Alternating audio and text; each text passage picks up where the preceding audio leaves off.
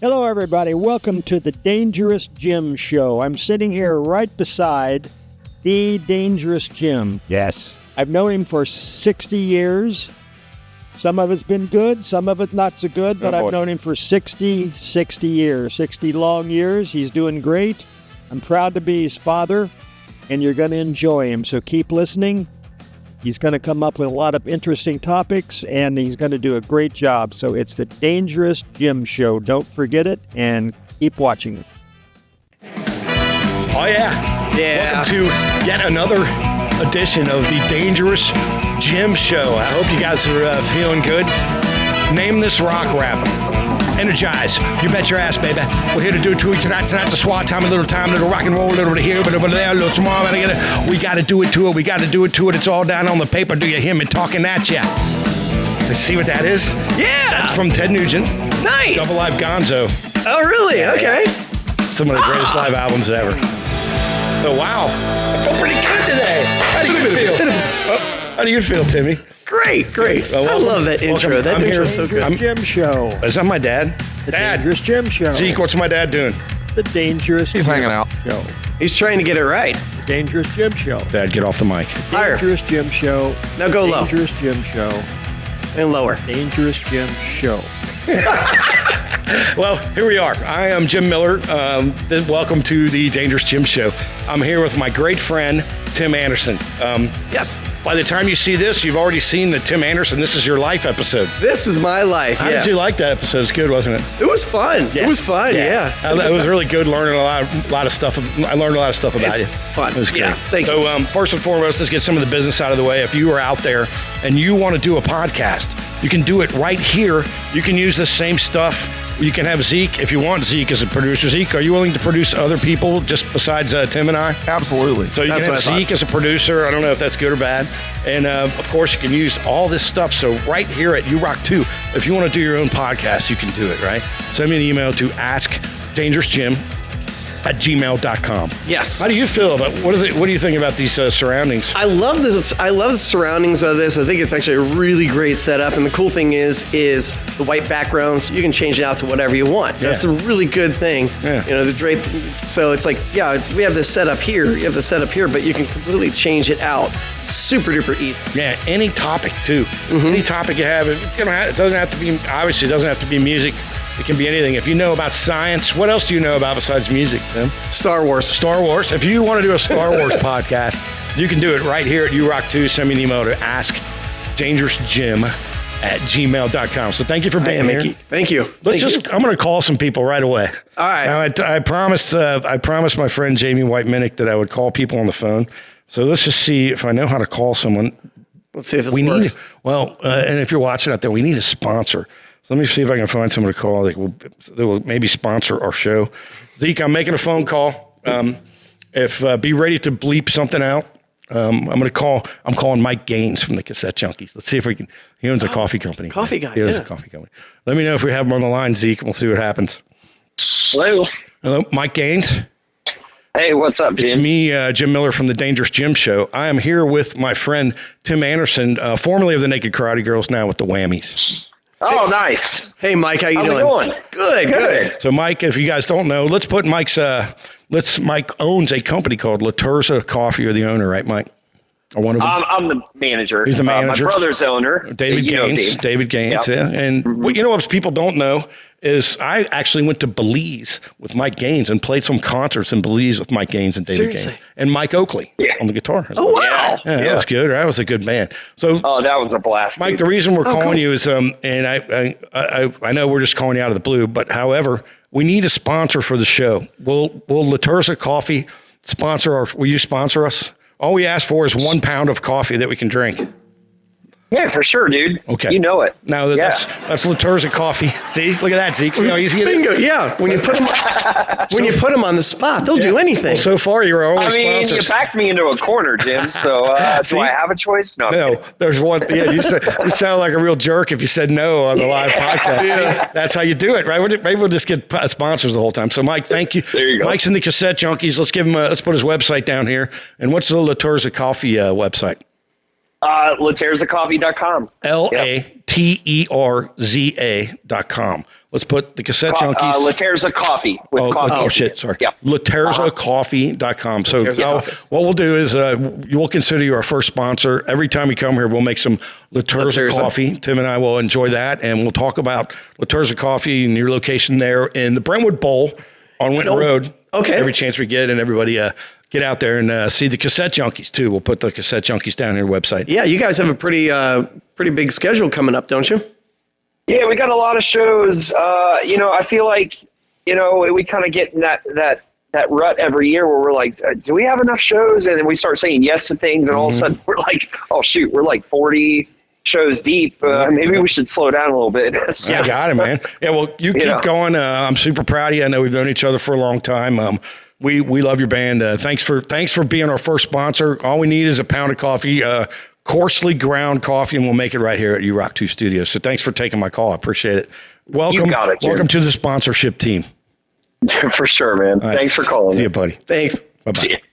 See you. Bye. See, that's how you get sponsors, right? Back them into a corner. It's business. Let's call one more person. I feel like I'm going to go crazy and call people today. Okay. I'm just going to randomly call another person in the music industry, and we'll see what happens, see if they answer or not. Let's give it a shot. I'm going to call Zeke. I'm going to call one more person. Jamie said she likes these random phone calls. So I'm going to make one more call. All right. Let's see who's going to answer the phone this time and what we can talk about. Hello, mystery caller. Hello? Let me know if anyone answers. So far, this segment's going good, except for this part, right? Please leave your message for... This is your brother. Greg, I'm here with Tim Anderson, your brother, and we're very disappointed that you didn't answer your phone. And I've decided that you never answer me when I call you. I've been calling you for 25 years. Does he answer when you call? No. Yeah, so I'm going to call you on every show, Greg. And if you feel like you want to participate in the Dangerous Gym Show podcast, call us back. It's Greg Anderson from the Classic Rock Experience. Greg. And it's my brother, which makes it really went fun. good for one, went bad for the second one. Right? So here we are. Now, today's episode is going to be called How to Be a Better Band Member, how to be a better band member, right? Now, I know a lot of you out there are in bands, but this is not just for people that are in bands. This is for the families of the band members, friends of the band members, all that kind of stuff. So we're going to talk about that today. Yes. I think it's a great idea. Yeah. Now, we've isolated it where we found 10 different personality types that go into a band. There's many more, but we've put 10 of them up. You got them up there, Zeke? Look at that. Here's 10 of them. Let's unpack today's episode, Tim. There you go. Let's get into the meat. That's right. We're getting into the meat of the show. So we've isolated 10 different personality types of people that are in bands. Yep. We've got number one, we have gung-ho guy. Usually the guy that starts the band. Yes. Number two, we have unavailable guy. The guy who's in every other band. Yes. Number three, we have late guy. Me. Yep. Number four, we have unprepared guy. I've been there. Number five, we have lazy guy. That's Zeke. Number six, we have negative guy, unsatisfied guy. Number seven, we have party guy. Number eight, we have screws up live guy. Number nine, we have communication guy. Number 10, we have social media guy. So let's unpack this. If I'm starting a band, or the first person that you need before any band can start is gung-ho guy. Always a guy. Well, what are some of the personality types of the gung-ho guy? An A-type personality. Type A personality? Yeah, type A personality. He's got the whole entire idea in his head pretty much. Right. So the gung-ho guy, he usually starts the band. He has an idea for the direction of the band. He typically has a major role in the band. Yes. Often, and I might as well say this now, every band dies without the gung-ho guy. Yes. Somebody's got to book the gigs, man. So usually the gung-ho guy books the gigs. He helps, handles the set list. There's a lot of things that the gung-ho guy shoulders, right? Yes. So I'll be gung-ho guy for a minute. Okay. Because that's what I am in my band. If my band's listening out there, I want to make sure this is clear. When we're going through some of these things, if anybody from Dangerous Gym and the Slims is listening, and I start talking negatively about any of these things, I'm not speaking about my own band. And I would like that stated as well about my bands as well. I'm not speaking negatively of anyone. No names are being handed out, but... Well, I might be talking about you guys in the Slims. We're going to find out, aren't we? We'll see what happens. I may be. The funny thing is, I've looked at this list, and I've been every one of those guys at one point. We all kind of have. But me too. Yeah. So let's talk. Here I am, got my phone, and I am gung-ho guy. I'm getting ready to set up a rehearsal right here at U-Rock 2 Studios. I'm going to text you. You're the band member. Tim, hey, I'm excited. How about Tuesday night? Let's get together 7 o'clock at U-Rock. Tuesday night. Well, I've got, What do you got? Tuesday night, yeah, I've got a softball. I got a softball game that night. I can't do that. All right, how about Wednesday? And then, then usually they're like, either they're going to say, if they're interested, they'll either say, okay, I can't do it on Tuesday night, but I can do it on Wednesday night. Yes. If they're not interested, they'll say, I can't do Tuesday. Right. And then you don't hear anything else. I got you. So I've always seen that. And also, this isn't just for people that are in bands. This is for families too. Yes. Ladies and guys, if you're ladies in the band, remember, please don't weigh your man down with a bunch of stuff. Remember, he's trying to play in a working band. He's trying to make grocery money for the family. Yes. So if he's going to miss your niece's birthday party, you're going to have to let him slide, right? Oh my gosh, I've missed so much of that stuff. Yeah. And Tim and I, unfortunately, well, not unfortunately, but at my house, I've set it up where everyone knows I'm gigging and I'm going to rehearsal. And there's not really a, hey, honey, can I go to practice kind of thing. It's just, I got rehearsal then, I'm gigging then, I'm open other times. Yep. Now, while we're on Unavailable Guy, this is so important. If you're out there and you're starting your own band, if you call or text in these days another guy, Tim, how about Tuesday night? And what's the worst thing? Worst thing is I see that text and then squirrel. Yeah. Or worse than that, or you go, well, I got rehearsal with my other band, right? Or, yeah. So guys, listen to me closely. If you're starting a new band, if you are a gung-ho guy like me, and you're trying to get new guys, try at all costs to avoid someone that plays in another band. I'm sorry.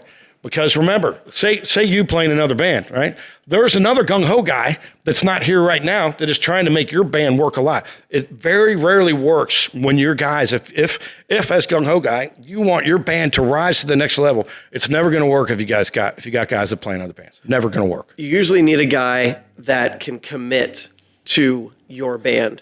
If you're first. Yeah, put us down as first. Right. If we got a Tuesday night off and you want to play, cool. Go play with your Latin band, go do something like that. If you've got a Friday or Saturday off, cool, go ahead and take it. But just know, the way we always did it, just know that if we have a show, you're first on the list, and we'd really love for you to be there. We rarely did that. We had a few people that played in a bunch of bands. But that's a pain in the ass, man. If you got a choice out there, don't do it. Now, let's talk about, let's stay on Unavailable Guy for a minute. Some things are fine, right? So if you're a gung-ho guy like me, and I invite you to a show, and you say, that's my daughter's birthday, I can't go, what the hell? We got practice, man. There's things. Where's your priorities? Yeah, there's things, like family stuff, within reason. I'm talking about your immediate family. Other things, vacations are fine as long as people know about it. There are things, sickness in the family, but mostly in general, you got to be available, right? Being available is huge. If you want to be in a good band, you got to be available to rehearse. You got to commit the time to it. That's why a lot of bands rehearse late in the evening. Right. The Beatles were known for that. They would rehearse from 10 p.m. until 6 a.m. Wow. And sleep. I like that, man. Yeah. All right, so let's go to the next guy. So now we got rehearsal together. Everybody's here. We found out we're practicing on Wednesday. Finally, night. We're going to get over here at U-Rock. We're going to practice at 7 o'clock. What does that mean? For rehearsal, what does 7 o'clock mean to you? When I say our band is practicing at 7, what does that tell you? 7 o'clock is, typically it is be ready to hit the first song at 7 o'clock. That's right. That's usually what it is. We're going to start playing at 7. So what I do when I text my guys, and I'm telling you, the Slims are the world's greatest band. As far as all these things, everyone here is, and all these, they aren't any of these things, really. I'm just joking. Or are you? But anyway, so we say start playing at 7. Now, say I'm coming to rehearsal, and you set up the rehearsal. Yeah. And I'm running late. What should I do? Should I just show up a half an hour late? No, call or text. Call or text, yeah. Because there's also a lot of work that can get done if one guy's late, but that doesn't mean you show up late. Exactly. Right? So be on time. Now, additionally, Zeke, we're going to need you to chime in here. We'll probably cover this in our How to Be a Better live band episode. But Zeke, what about a guy that shows up late to the gig when you got everything set up already? Give us some insight onto that. Those are the worst kind of people. Right. So Zeke runs a big sound company. That's stress. Showing up late to the gigs is a pain in the ass. It's a pain in the ass for gung-ho guy. Why is it a pain in the ass for gung-ho guy? Tell me. Because he's got all the other pressure of making sure everything else is running smoothly. Right. Now you have to wait on one person. That's right. It sucks when you don't know what's happening, but there are times where you have to be late guy, but overcompensate for that by leaving early, man. Leaving early or getting there, and I'll have everything set up. I'll be ready to roll. You guys just roll. You guys set up your stuff. I can bring mine in. Boom. I'll be ready to go at that time. Yeah. I don't like being late. At a show, I don't like being late guy because it's just, you got the stress and then all of a sudden you got to get up and play. Get it. And if you are late, please, if you're not gung-ho guy in the band, please text the band leader, let them know what's going on. Not really too much to it. Show up on time. Always. If you're going to be late, let them know. And my Slims, I get a text from everybody. We say we're going to start playing at 7. If someone's going to be here at 7:10, I'll get a text say, hey, 10 minutes late. I say, man, I love you so much. I love you so much. Now, we got rehearsals together. Here we are. Gung-ho. I'll be gung-ho guy again. One more thing for late guy. Early is on time. Ooh. On time is stress. Late is fired. Oh. Fired. Yeah. I just started doing a job and I saw that written on the board and I'm like, that's a good one. So if you ever start your own band, you're going to fire somebody when they're late? Is that what you're going to do? Unacceptable. That was it. Unacceptable. But still, fired scares people. All right. So now we got we've established what night we're practicing. Yep. We're going to start playing at 7. Now we have songs. We've picked songs that we're going to do at rehearsal. Yes. Right. So let's say we're going to do 10 songs. Okay. What I do with my band as gung-ho guy is I text everybody an agenda of what we're going to do at rehearsal. So if they're not on top of it, they're not on top of it. Right. How does it work in your band, the Whammies? We do the Whammies down here, the Whammies. The Whammies, yes. We do, we'll do about 10 songs. We'll send out an MP3 of how we think the song should go in what key and stuff like that. Because that's a big deal, is what key it's going to be in. Of course, yeah. I've had, people be like, well, okay, yeah, I can sing it in this key. And then like, oh, it's really high. Let me sing it in a lower key. And then they're like, well, I've got to go back and relearn the song now. Got it. And so what I do, if you're a gung-ho guy out there, what I do with my guys, say we're going to learn 3 new songs. I send them the link to the exact key and pretty close to the same arrangement they're going to use, so there's no questions. Yes. And you know what my Slims do if we're practicing at 7?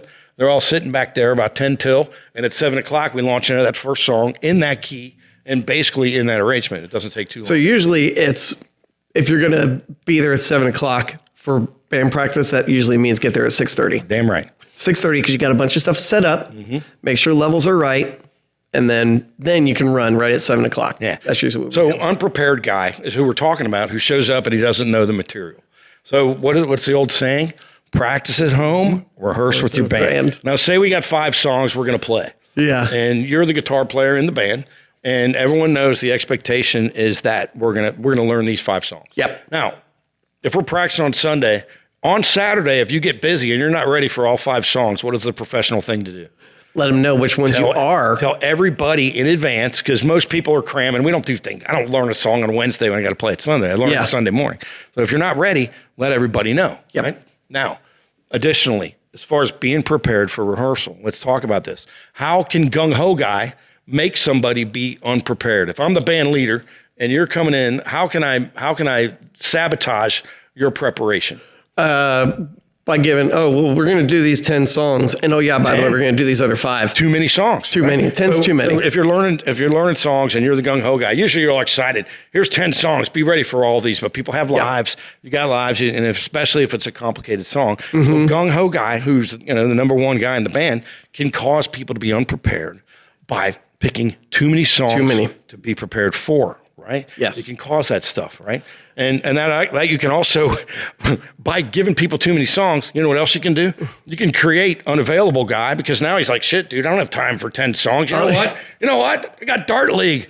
Or the other thing is, we got 10 songs to prepare for, and I can only practice for a couple of hours. Yeah. So we're not going to be able to get through all these, is the other thing we always ran into. And you know what else you create too, is you create late guy. Because late guy, of course, he's like waiting until the last minute. Now he's still at his house an hour before he's supposed to be leaving for practice, trying to make all these notes and everything. I know of someone who has Ubered to band practice because he was creating stems, which are basically the tracks for the songs. Yeah. So he Ubered to practice so he could be in the back of the car fixing them last minute and get there and do that. But he's that way. He likes to live on the edge. Got it.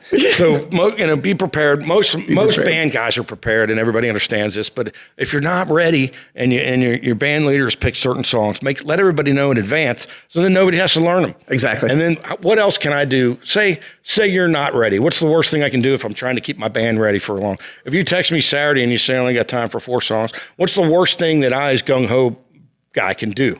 Get on my case. I can jump your ass, right?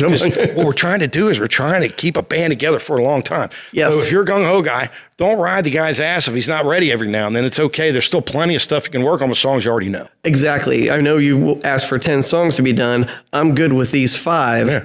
Okay, cool. Well, let's just concentrate on those 5 right. because, and on top of it, you're trying these 10 songs and you're hoping that these 10 songs will work. Yeah. That's something. Another little issue that we always ran into was, I don't think this Billie Irish song is going to work, because we had talked about doing one of those. And Billie Irish. Billie Irish. Irish, eyelid, anyway. So they wanted to do one of the songs. Yeah. And I'm like, I don't think it's going to work, because she sings very quietly. Yes. And everything is really kind of pounding. And then she's got this soft, cute little voice. But I'm like, I don't think it's going to work. So I kind of had to push back a little bit on that one. And they figured, okay, well, we'll put that one a little bit on the back burner. Thank God it fell off the burner. Sometimes they don't work in rehearsal, right? They don't, yeah. All right, so let's move on. So we've already had gung-ho guy, unavailable guy, late guy, unprepared guy, or prepared. Let's be positive. Most people show up prepared. But if you don't, start. Yeah. Let's go to lazy guy, motivated guy. Right? Lazy guy. Okay. The lazy guy is the one that he, to me at least, he's got nothing going on, but he doesn't want to practice. He's also usually high. Right. Now, hey. Uh-oh.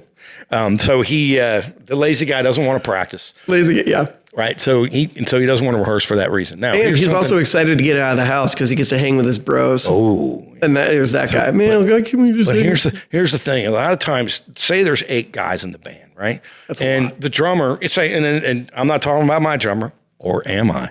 So the one guy goes, I know all these songs. We don't need to practice. But guess what?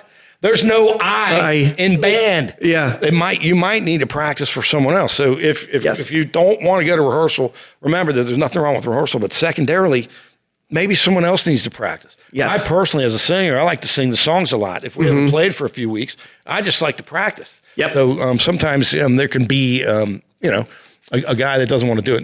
Now you being a former Naked Karate Girls person. Yes. You could never have a lazy guy in the Naked Karate Girls for this reason. You got to have 15 outfits ready to go, right? Yep. Even, so lazy guy could also come in, and also, most people are prepared, to be clear.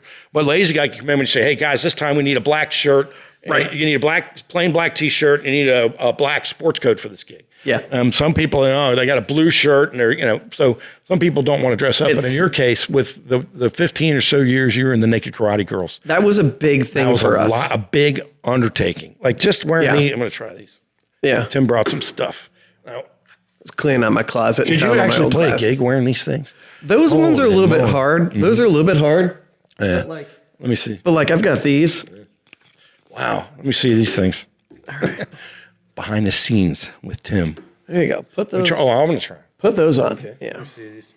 Oh, I saw you come on stage many times wearing these. I love those things. Coming on stage. But the cool thing is they're super bright and everything, but you can't see the light really. Right. With the way that it shines out. I love this, man. I feel pretty good. But it was fun. It was fun because we would, okay, we're going to do, say, this song. Okay, what can we do with it that would be fun? Right. That kind of thing. And so just going out, this shows you're not lazy guy in the band. Now you've been many of the other ones, but you've never been lazy guy. Just going out and doing something extra for the gig, doing something extra, man. Getting a new shirt, getting some new shoes, doing something to make yourself stand out on stage. How do you even find stuff like this in the first place? Amazon has everything. Okay. Amazon has everything. And on top of it, I do like to tinker around with building and stuff like that. Mm-hmm. So in April 26th, we've got Whammies have their glow party that we're doing. Yeah. And I put myself in charge of making our outfits. Nice. So I've got like Look at you. Yeah, I've got. You're a seamstress. Well, kind of. Seamstress for the band. Ballerina. Okay. Tell me. Okay. So we got like these white overalls, and I got neon paint and just doused the hell out of them. And they came out looking really cool. Really? And we tried them onto black light, and they just pop. Extra And effort, so right? extra effort. Yeah, man. My wife, great. My wife got an idea last night of because I've got all of this, all this space back here. I wasn't going to comment on that, but So apparently she's got an idea to paint my head at one point. Paint your head? Like, well, All right, okay, we'll see what happens. All right, Dan. I like that. Always something to go one little bit. look, and above. there's some of the extra effort that it takes. Exactly. And so, there's not a lot to it, but mainly, if you don't feel like rehearsing, go anyway. Someone else probably needs the rehearsal. If you don't feel like rehearsing, go anyway because it makes the band tighter. Don't be lazy. Yeah. All right. So let's just move on while we're here. I want to be cool like you. And have some Actually, light on. we're going to take a short break right here. All right. Then we'll walk around and we'll come right back. This is the Dangerous Gym Show. Stay tuned. It's how to be a better band member. You got this. So, Dad, as you know, I've played many, many concerts. Right. So here's what happens if you're out in the audience. If you're watching, it's great. If you're listening to your headphones, hopefully you're walking or you're doing something constructive in your life. But here's what happens. You get done playing a set, right? And you've seen me play, haven't you, Dad? Yes, I have. And what am I doing when I'm after the set? What am I doing? You're just walking around, not knowing where you're going, But I'm sweating. you're sweating. Yeah, I'm that's sweating profusely. So if anyone out there that plays music, what happens? I usually finish the set. I'll go back in the dressing room because I'm sweating. I'll put on a fresh shirt. But more important than that, have you ever talked to somebody with bad breath? Yes, I have. Sucks, right? Oh, yes. So what I do is I keep this in my gig bag. This is called Black Sabbath. Black Sabbath, right? Now it sounds crazy, and if you take a look, it's actually black gel, right? It's black gel, so it doesn't look too appetizing. But what you do is you just take a little bit of it, put it on your tongue, try it. Seriously, try it. Doesn't look great, but it is. Try it. So what that does is, as you know, Dad, we're a super popular band. So after the set, I'm not going to sit there and brush my teeth, but I keep this little jar. It's called Black Sabbath. Doesn't your breath feel fresher? Oh, it feels great. And of course, it's music related because they're calling it Black Sabbath. So, but again, it's just gel. If you just need a quick freshen up, you don't have to put much on it. Put a little bit on your tongue. Try it again. A little bit more on your tongue, right? Well, I'll tell you what, it's so good. I was thinking of having that as dessert sometime after my meals. Why not? What's better than a big bowl of Black Sabbath? Yeah, that's what I always They make say. this at Lush. So, if you've ever been in Lush, they make all these soaps and all kinds of great stuff. So Black Sabbath, you can order it online, or you can go into the Lush store. Ask them. It's Black Sabbath for extra fresh breath. All right. Yes. We're back, Tim. I want to tell you, you're doing a fantastic. Where are you? These are the incognito glasses, is what they are. Where's my coffee? You know what? While I have these on, I'm glad I have this. How do you pronounce this? Tell me. Pahani. I'm glad I have this Pahani water. Pahani. These guys sponsor the Whammies, so I'm gonna have a drink. I'm thinking about it. It's really good. It's really good. Dangerous Gym song for you. Watch. Okay. Listen. Honey, I've been thinking about all the crap that I have done. I left you chasing around our kids while I got drunk and had fun. My wife doesn't like that part of the song. Sorry, Randy, if you're listening. Sorry about that. So we got Pawnee Water keeping us hydrated. Yeah. We have Zeke in the booth. This is the Dangerous Gym Show. Welcome to it. Yes. This is the How to Be a Better Band Member podcast. So far, we've touched on many different things, and we want you to get your advice for your band from guys that actually play in bands, right? I got to take these off, though. Unfortunately, I can't. Really can't see in those. Wow. They're incognito. They're incognito, all right. Between the two of us, we played literally 4,000 shows, right? So, at least. So I feel like we have a pretty good handle on all these different band types. We talked about gung-ho guy. We talked about unavailable or available guy. We talked about late guy and on-time guy. We talked about unprepared guy and prepared guy. We talked about lazy guy, right? And we talked about the guy that's gung-ho and ready to do it, right? He wants to do it. This is a vital one, right? So say I'm in the band, right? I'm in the band, and I send out a text to everyone in the band, and it says, "Hey, everybody, we're playing. Here's the setup instructions for the Glendale Street Fair. Here's all the stuff, right?" Oh yeah, and there's a lot. This is when sometimes in band communication, our next personality type, and everybody has someone like this in their band. It's negative guy. Or has been that guy. Negative guy, yeah. And I'm that guy in my mind, but being the band leader, I can't afford to be negative guy. Sometimes I get negative on the negative guy, and then we got double negatives. It's a whole production going. Yep. Right, but different people at different times can be negative guy. Yeah. Now let's talk about some of the ways you can be negative guy in a band. Some are we going to be playing outside? How long is a set going to be? How long? Yeah. All that. That's not very much money. Are we going to get money?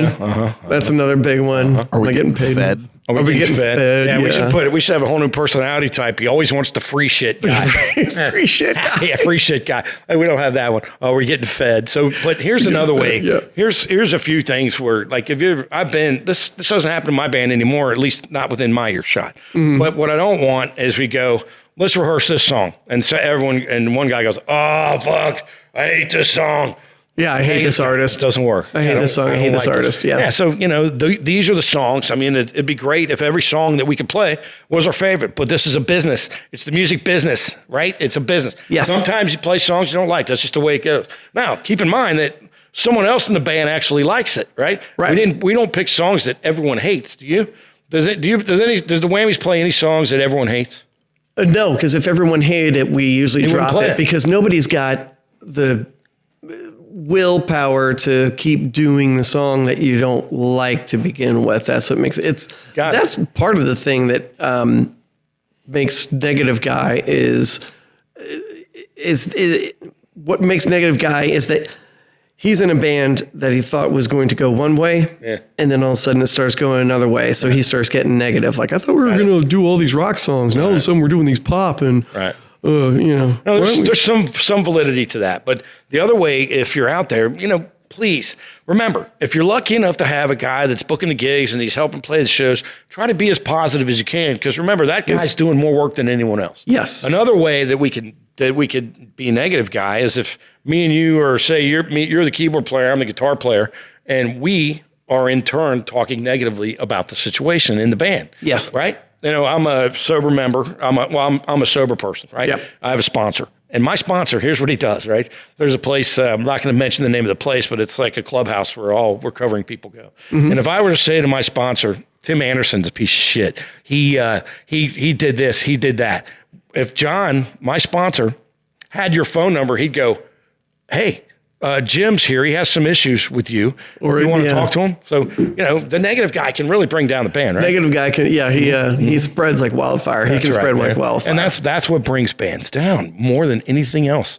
It's the negative guy. Yeah, we've had that before and didn't realize that it was negative guy until he left. And then all of a sudden it was like, everybody was like a little bit happier. I get it. Well, there's always a passive aggressive nature, especially, and I don't even know how to say this without sounding like a jerk, but I don't care what people think anymore. I'm 60 years old. Exactly. Sometimes there's a passive aggressiveness towards the guy that gets all the attention. Right? Yep. And that can you can have some of the other guys simmering because it's always focused on him. But again, for at least in my band and also in your band, I'm sorry, but I didn't name it Dangerous Jim because I'm the greatest guy in the band. But the focus is typically on the lead instruments and the front guys. It's just the way it goes, right? Very much so. It's just the way it goes. And so, but sometimes there's going to be some negative energy going towards the guys that are getting more of the attention than others. Right. So the negative guy can really bring it down. And that goes for text. That's what I was talking about. What I've done in the past, I've had my band for 25 years, just Dangerous Jim and the Slims. And there's always some negative guys sometimes. So instead of sending a group text with the band info, I'll text that dude individually. Right? How does that go with my band? I'm not talking about my band. No. Or am I? So now if you've been in the Dangerous Jim and Slims and you've gotten an individual email. You know why? Text message. Sorry. I might be without my band when we're done. My guys are the best, though, dude. I'm telling you. I'm telling you, can't find these guys. You can't find these guys because what happens when gung ho guy, what you got to do, and if you're out there and you're a band leader, you already understand all this stuff, and maybe you can get a screenshot of what we were talking about. Yeah. But if you have these guys, it doesn't mean you get a new guy right away. Right. Like if when I first start the band and you're an unavailable guy, hey, what about Tuesday? Then later you go, dude, you got dart league, you're in softball. I mean, your niece is my brother. You know, you got to. Is my dad here? I was gonna say, I think Dad, let me hear. Is Dad? Are you here? Dangerous Jim Show. Dad. What's the name of the show? Dangerous Jim Show. Wait, what is it? The Dangerous Jim Show. How many times? The Dangerous Jim Show. My dad's drunk again. Dangerous Jim Show. Zeke. The Dangerous Jim Show. Zeke, get him out of the booth. And the Dangerous Jim Show. Wow, I like that last one. The Dangerous Jim Show and the Dangerous Jim Show. The inflection.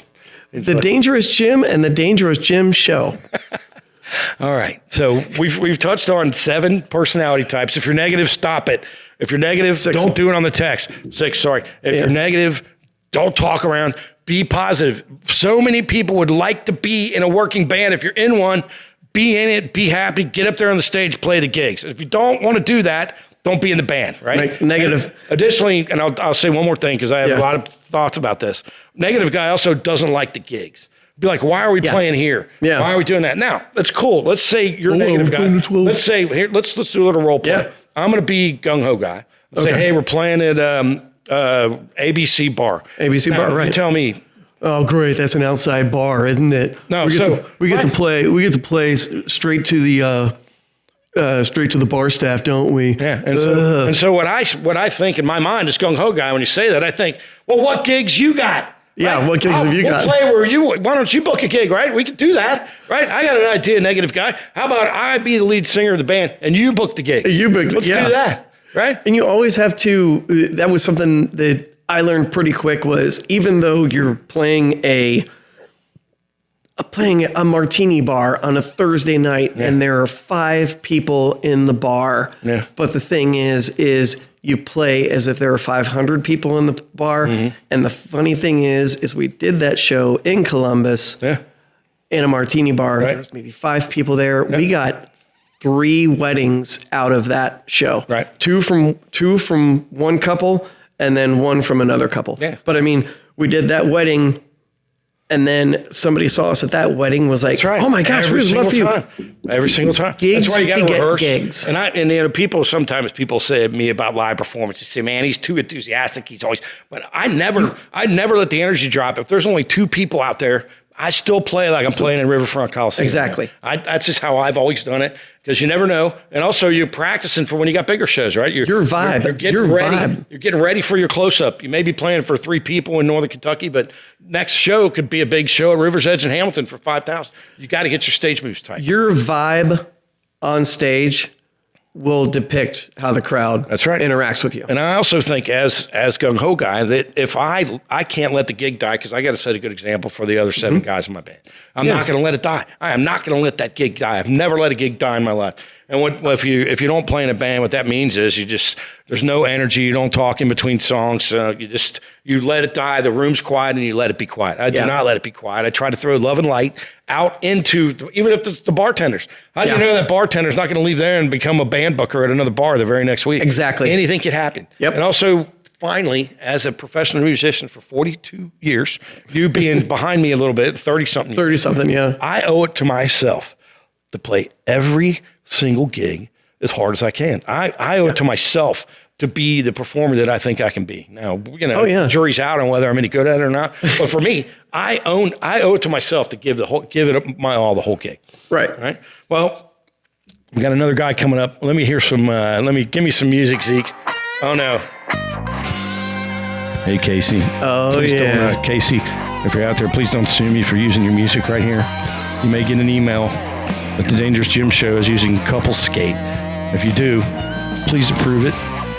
Now, here's where we are. But we love you. Now we're with Party Guy. Party Guy. He may be sober at rehearsal, right? Give it to me, little Casey. Give me, little Les. He may be sober at rehearsal. You get to the gig.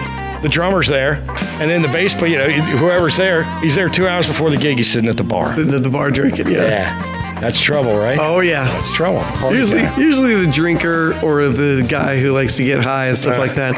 mainly the issue with Party Guy is that he doesn't get out of the house that much. Party guy. Oh, yeah, well. Party guy can never get out of the house because he's working. Interesting. So he's working. He's got a wife. Yeah. He doesn't get to really go and hang with the dudes like he used to. So it's like, we're going to use practice and the show as my social life. Interesting. That's what party life. life. It's weird. I was thinking about what you just said while you were talking. Instead of listening, I was thinking about what I was going to say. Classic, right? What I was thinking about was with my group, at least. We barely talk at rehearsal. I'm telling you, we show up, everyone sits down. We might talk for 5 minutes. We mostly rehearse, and then we go home. And then even at the gigs, I very rarely talk to my guy. We don't even really talk. We get up there, we do the job, we get back home. Man. A couple of Whammies guys are like you, where they just they love to talk. So we'll do. You're saying that in a complimentary way. Very complimentary way. Yeah. Uh-huh. Or is he? Yeah. But we always, we would be here for 3 hours, and it would be 2 hours of rehearsal, and then an hour of chit chat and stuff like that. Right. And we would usually wait until after practice to start talking about, stuff, upcoming shows, that kind of thing. Right. Or, hey, the songs we just did, what if we were to do this? Can we change that? Any ideas there? But when it comes to practice, it's like focus, stay on focus. Right. And otherwise you just like, just go down the songs and get out of there. Yeah, that's go down the songs and it's like, no, this one actually, this song, the drum beat is bumpa-cha, not cha-pumpa-ta, cha-pumpa-ta. Okay. No, I think you're wrong. It is pa-tum-pa-cha. No, it's pa-tum-pa-ta. Yeah. Okay, great. Now we got to get on YouTube. We have to pull up the video. Yeah, that's what I do. I put it right up in the microphone. Yeah. Everyone hates that. But that's where it's like, the time can go a little little bit more at this point. Okay. Let's talk a little bit more about drugs and alcohol in the music business. Because now we're in Party Guy. Yeah. Music is about, and being a sound man, which is way easier. Being a sound man or being in a band is one of the few jobs where no one blinks if you drink while you work. Exactly. They expect you to. And so, mostly I have to say, I don't want to sound like I'm on my high horse and I've never been unavailable, or I've always been available. I'm usually on time. I'm always prepared. I haven't been lazy. But if you guys have worked with me out there, I think you know that I may have been Party Guy at times. May have. So give me a picture. Pull up something. Let's just take a look. See that picture? Good. As you can see there, that is me with the Wilmington number 13 shirt on. Yeah. And so in that band, I was not the gung-ho guy. I was not the leader of the band. I was just in the band. Right? You were just in. Yeah, look at that look in your face. That's my friend Doug Singleton, that Budweiser that's holding him back in the right back there. In the yellow shirt? Yeah. He, unfortunately, it just goes to show you the lead singer is always in front of everybody because that's the poor drummer. He didn't even get in the picture. And that's my friend Mark Stevens, and that's Jeff Dennis. But anyway, I have been Party Guy before. Yeah. Now, I feel like, I'm sober now. And the classic thing about recovery is you try to downplay. You say, well, I wasn't that drunk. Right. Now, I probably have been intoxicated on stage, and if anybody out there's ever worked with me, let me know. Usually at the end of the evening is when that usually happens, when you get the worst. But mostly, the guys that are still doing it, like my age and your age, they're usually not heavy partiers, right? No. Because you can't maintain that lifestyle. And then my problem was that when I was playing on the road when that picture came out, and when I got home, I had a hard time letting go of that road lifestyle, and I was drinking in the bar, and I was all by myself, but I was still reliving all my glories, and it was the whole thing. Let me see that next picture, Zeke. Let's look at one more thing. Oh, you got another one? Yeah, I got one more. Now, I want to talk more about alcohol and music. Now, that is me in the back. That sure is. And do you know who that is in the front? No. That is Danny Joe Brown from Molly Hatchet, right? Now, my band, when I was in the band called Ozone, we opened up for Molly Hatchet twice. The first time. Oh, wow. The first time, and if anyone's ever played at Bogart's, the first time they had their tour bus parked in the back. Yep. And Danny Joe Brown, the guy pictured right here, who's now dead from liver failure, should be noted. Okay. He was drinking, he cracked open, it was about 4 hours before the show. He cracked open a bottle of Jim Beam and he started drinking it he got off the bus. And then they went up to sound check, and Danny Joe Brown, this is 3 hours before Molly Hatchet goes on stage. Yeah. He was down halfway to the label. Oh my God. And so he was drinking during sound check, right? Oof. Now, he came on and he did a pretty good show. But after the Molly Hatchet show, after Molly Hatchet was done, Danny Joe Brown had my girlfriend backed into a corner. He just basically he's a big guy. He had his hands on the walls, and she couldn't escape him. I had to tap him on the shoulder and say, "Excuse me, Mr. Brown, could you? That's my girlfriend. Could you back up off?" Basically, he was like, "Let me tell you about life on the road." We talk like this, Danny Joe Brown, so we talk like this. Let me tell you about life on the road, baby. So you saw that. Bring that up. Let me say it one more time, Zeke, if you don't mind. So it looks like that was when Danny Joe Brown was drinking. So here's my. You know what this picture looks like? Yeah. Like you're the girlfriend right now, and Danny Joe Brown has got you cornered, and there you are in the back going, "Excuse me, that's my girlfriend." Yeah. Well, he also, what he would say at every concert, he would say, "It's your party. What you going to do with it?" That goes for when you can't let the gigs die. Also goes for the audience. If you don't want to enjoy the band, it's fine with me, man. I'm getting paid either way. Exactly. And I'm doing the best I can do on stage, and I'm really challenging myself. If you want to have fun, have fun. If you don't, you don't. Yeah. Your part. So the next time Danny Joe Brown was drinking, he did a pretty good job, right? Okay. It's all right. You know, he's drunk. And I also, it should be noted, later I saw him throwing up by the tour bus in the back of the alley behind Bogart's. He was on the side vomiting, right? Which is so bad for your vocal cords. And so they came back. Molly Hatchet came back 2 years later, and my band Ozone opened again. They were both sold out shows at Bogart's, and Danny Joe Brown was sober. Now, I want everyone to listen to me closely. You do not need drugs and alcohol in the music business. Danny Joe Brown on that Molly Hatchet show I watched from the side of the stage. He put on an absolute clinic in how to front a band. He was great. He was drinking water. He was very muscular. He, you know, we as creative people, we don't need that to be good. We're actually better. And if you're out there partying during your gigs, try some Pawnee. What is this? Pawnee water. Try some Pawnee water. You don't need to be buzzed to do it. I'm telling you, it's not necessary. We would drink, NKG, when we first started, we would drink and things like that. Yes. And that was a big thing because we were always like, hey, be sure and buy shots for, of course. If it's your turn to buy rounds, buy rounds. Hey, if you guys are liking what we're doing, you can get us shots as well. We love Patron, blah, blah, blah, blah. And so, we would drink, but we would try our best not to get drunk. Yeah. Especially me, I didn't like it because the funniest videos and the worst ones to see online are the ones of the singer or somebody doing Dave Grohl does that massive guitar solo and falls off stage. Yeah, man. It happens, and breaks his leg. Mm-hmm. Think he was drunk? No, I don't think he was. I just think what it was he just didn't realize where he was. Yeah. Falling on stage just makes it look like an epic failure. I get it, man. And it's just, even if it's just a simple, I'm not drunk, I fell, it kills the vibe of the show kind of thing. So I always want to be. Just be cool, right? I want to try and be on point. Now, when I do it, in my experience, I've only been a band leader for, but for about 20 years I wasn't, and I was often a little bit intoxicated.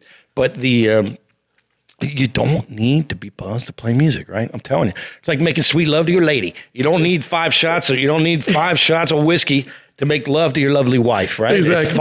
It's fine. And also the thing I was thinking of is that it's only about 5 hours of your life. You could go get drunk all day Sunday. That's what I used to do. After the show. I'd have all my gig money for the weekend. And when I was working every weekend, I'd get hammered off my ass on Sunday about noon. I watched football all day, but I was at home. You still got plenty of time to party. So if you're out there partying at the gigs, knock it off. Knock it off. Real quick story. Yes. NKG played in Sloppy Joe's, and we came up with the idea of great place. Yeah. Oh my God. So fun of getting people to buy shots.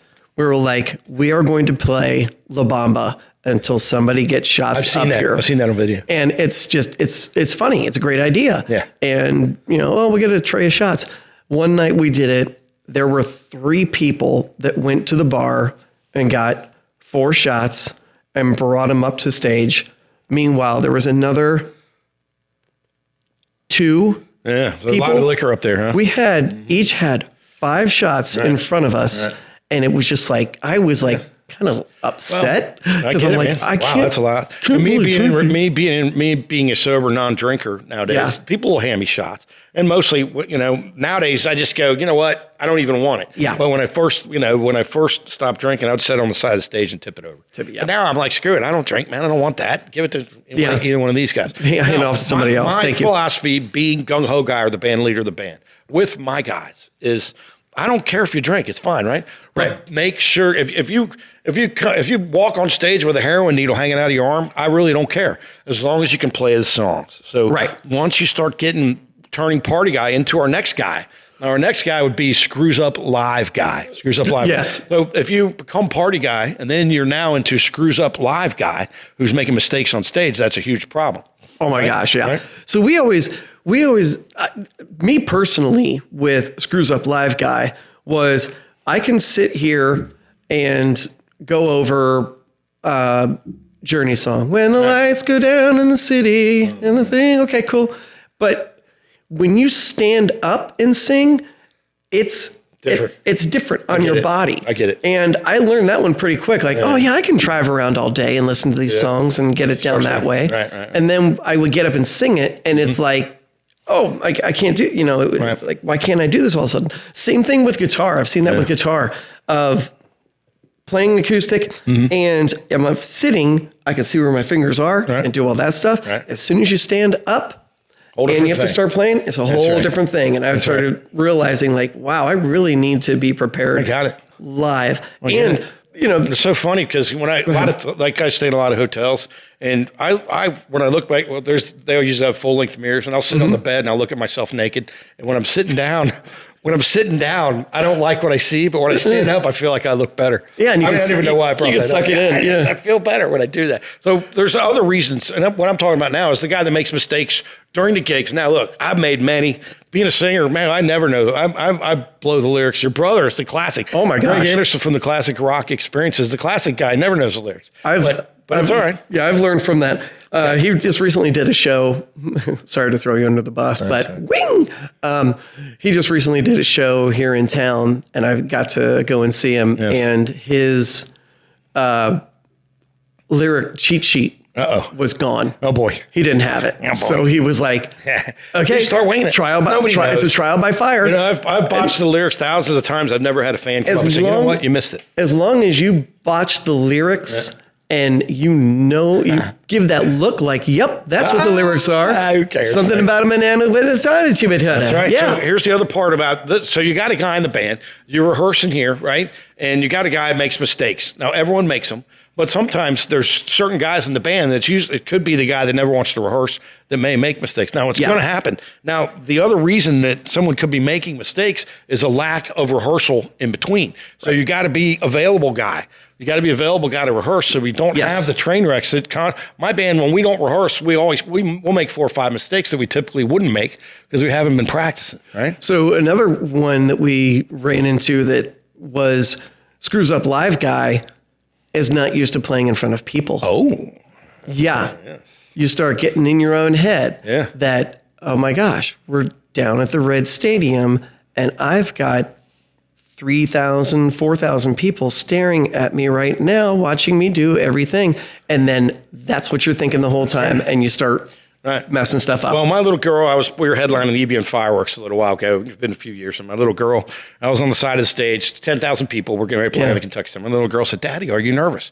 I said, "Daddy's not nervous." She goes, "Daddy, there's a lot of people out there." You know why Daddy's not nervous? Listen to me closely if you play in a band. I'm not nervous for large crowds because we are rehearsed. My guys are available to rehearse. They show up on time. We practice the set that we're going to play. I'm not nervous at all because I know exactly what's going to happen, right? Just like a lawyer asking a question. I know what's going to happen, man. I'm not nervous at all because I know exactly what I'm doing. When we as a band have looked at the set list, I'm not nervous at all. I'm ready to rock, right? Oh, yeah.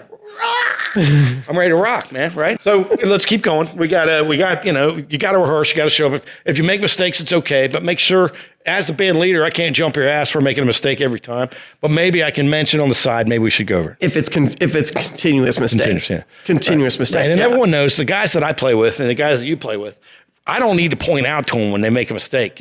It's not necessary. They know it. Everyone they want to be a good musician, so they know in advance damn, I played that part wrong. And it probably won't happen again anyway because they value their skills. I've had a couple of songs that I've done almost every single night. And for some reason, I completely forgot what the first line of the second verse is. Oh my gosh, if I don't get that, I'm going to get the rest of the second verse wrong. Oh boy. And then second verse comes and I'm going, Just keep going. keep going. And I'm like, I have done this song so many times. I suddenly don't remember that it's now that I'm in there. And it's like, it flows like that. I love it, man. And I miss that. And then the next thing is the next show, if I've got to remember, hey, you screwed it up once. Yeah. It's not a big deal, but you do know that the line is for the second verse. Now that I know that, you guys play a lot of weird songs. Let's go to the next thing. So now everything's cool. We're playing good. Everyone knows the songs. Everyone's staying sober on stage. But now we're in between, and I'm trying to, say we're going to rehearse on Tuesday night. Now I text all the guys and say, how about Tuesday at 7? Now, 6 out of 7, get back to me. Gotcha. Thumbs up. We'll be here then. Or here's the 5 songs we're going to learn. Is everybody cool? Yes. Thumbs up. Got it. But there's always one cat. And am I talking about somebody in my band? No, I'm not. Or am I? Or am I? Right? Am I? Am I? Yes. So there's always one dude that doesn't reply, the communication guy, right? So guys, if your band leader sends you something, please get back to him. I know everyone out there has somebody in their band. They're like, God, I text that son of a bitch 15 times. He never gets back to me. Greg, I text him a lot, and then he sends me some weird thing, right? But so communication never answers the question. Yeah, it's vital, right? Yes, so very much. And you got to let and it's basically just if I say I don't need you to type out a letter. And then let's talk about this because we talked about this me and you privately. So here's another thing based on communication. I got 7 guys in my band, so I send out. Here's the details: Sawyer Point, load in. Here's the map. And then you always got one guy that starts putting 16 memes on the band communication. Yeah. So when it's a group text, no one wants to see your dumb pictures and all that, right? So then now I'm like, here I am at the gig, and I'm trying to find the gig information. Now I got 8 inches of memes and funny little memes and stupid pictures. Yeah, it's not necessary, right? And I've told my guys, I said, look, we don't want all your stupid. It's fine. We don't want all your stupid pictures. It can be funny after the gig and stuff like that. Nobody likes me. I don't think.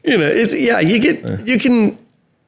There are a couple of memes that are kind of funny, like, hey, are you guys available for Tuesday night? Yeah. There's a great one of Rick and Morty of him going, you son of a bitch, I'm in. And I've got that one saved. And I always, it's a response, right? I use that one, yeah. Everyone has it, and I know that I've worked with many guys in many bands. The dude's not out there. And so there's a fine line, because me being gung-ho guy, that means I like to control people. So there's a fine line. Do I need you, really, in my world, if I texted you, I want you to reply back within 10 seconds. Yes. I want an immediate answer. That's what my personality tells me. Now, a couple days later is fine, but I really don't even understand that. All you got to do is look at your schedule and go, be there, you're done, right? Even between you and I, we were texting about doing this. Yes. And you asked for a bunch of stuff, and I said, okay, yeah, I'll get that to you. Of course. And then 4 days go by. 2 or 4 days go by. You're like, hey, communication guy. Yeah. What about that? And I'm like, oh, I'm sorry. I was so busy. I was drunk that evening. Oh, you were actually drunk that night? Yeah, we went out. Almost done. We're almost done, guys. We've covered. If you're still out there, how to be a better band member. This is the Dangerous Gym Show. I am Jim Miller. This is Tim Anderson. Tim Anderson plays in the Whammies. You can look up the Whammies. You can look up my band, Dangerous Jim and the Slims. Find it on YouTube, Facebook, any of that stuff. Dangerous Jim and the Slims. .com. We got Zeke at the booth. We're here live at U Rock 2 Studios. We're reset. We talked about gung-ho guy, unavailable guy, late guy, unprepared guy, lazy guy, negative guy, party guy, screws up live guy, and poor communication guy. Now let's talk quickly, not too quickly, but about social media. Social media guy. Social media. So there's a couple different things that go on with social media guy. In my opinion, if you are cashing the checks that you receive from the gung-ho guy, you should be promoting the gigs on your Facebook page. Yes. You should be doing that. Now, how important is that really? Some people will say, that's my personal page. Everyone should be looking at the band page for the details. Let's talk about that just for a second. Sharing it doesn't hurt. Sharing it doesn't hurt. But it's to me, right that smacks of lazy guy. Really, you really don't have the additional 20 seconds to make your own post. Click. But I get it. Sharing works. And over time, being a band leader for a long time, I used to, this goes back 10, 12 years, I'd look at other people's pages in my band, and I'd get all salty in my mind because they weren't promoting the gig. But really, in the end, I don't know how important that is. You tell me. It can be, you get a few, so you've got your band, and then basically you've got the fingers off of it of all of the band mates in there and then all of their friends. So you want to get out to those people. Some people don't want to be associated with playing in a band and stuff like that. Oh, I wonder why that would. Yeah. Well, if you're cashing the checks, you should be associated with it. What do you think? Yeah. You're taking the money. You're taking the money. You better Damn be it. associated with it. Exactly. Well, it doesn't hurt you to do that. Yeah, I get it. So that's a fine line. I mean, So it's a real over fine time. I mean, ideally, everyone gets their band information from the band page. But then social media is rather interesting because now we're starting to realize, stop and think before you post it. Don't share it. That's right. And make sure you're sharing it to the correct page. Yes. We've had a couple of times where Facebook post went out and it was Naked Karate Guys instead. By one of the guys, and he forgot to switch over to his account and posted there. All right. Luckily, it wasn't anything bad. I get it, but still, there. Yeah, social media, man. If you just do your part, guys. If you're in a band out there, do your part. If you're in the band, it doesn't take much. It's going to make a difference. Create your own post and let people know that you're proud to be in the band. If you're not proud to be in the band, it's all right. But I think it's your obligation if you're in the band to promote every single gig. Just not, you don't want to wear people out, but maybe once to say, hey, we're playing here. And if nothing else, it makes uptight people like me feel better. Right? Exactly. Yeah, that's it. So that's it for today for the Dangerous Gym Show. Thank you so much to Tim Anderson. You're very welcome. A few housekeeping things. Go to the Dangerous Gym Show on Facebook. Please like that page. I don't want to clutter up my own personal page with stuff about the Dangerous Gym Show. You can go to thedangerousgymshow.com. At this point, when you see this, we got about 5 or 6 episodes in there. Make sure you go back and listen to some of the other shows. AJ Snyder, Summons UFOs is a great one. Right? I want to check it out now. Yeah, we're going to have AJ Snyder, Summons UFOs. And that one's already out. So just go to the Dangerous Gym Show or look on YouTube. You can search the Dangerous Gym Show. We also have Tim Anderson, This Is Your Life, in which I talked to my great friend Tim Anderson about his music career and his life growing up, how the other bands that he played in before he got in the Naked Karate Girls and how he ended up in the Whammies. So we also have other episodes coming up of we're going to have music, drugs, alcohol, intervention. Music, drugs, alcohol, intervention is going to be part 1 of my story. Number 2 will be music, live band, redemption. And we're also going to have another one called How to Be a Better Live Band. How to Be a Better Live Band. If you're out there and you still made it this far down, thank you for staying with us so far. Send me an email to askdangerousgym@gmail.com. Askdangerousgym@gmail.com. If you have any questions, you have any people that want to be on, if you have any questions for Tim Anderson, he is the man. This is the Dangerous Gym Show. Thank you so much for hanging in there. Thank you for our new sponsor, La Torza Coffee. I'm going to drink the crap out of that coffee. Make sure you have a good day. Take it easy on each other. If you're a band leader, please take it easy on your guys. Remember, you're trying to keep your band together. If you're a band member and you got a good band leader, make sure you thank him, man. He's working hard. He's getting the gigs for you. He's making everything in. Show up prepared. Show up on time. There you go. That's it for today. Listen to that voice right there. Listen, Prisoner is the best. Listen to that. Thank you for being here today. It's like he swallowed olive oil and then started singing. Yes. Actually, that's what he said he does. Yes. Well, thank you so much for being here today. You were so welcome. Thank you for having me. Thank you for tuning in. Everybody have a great day. Thank you.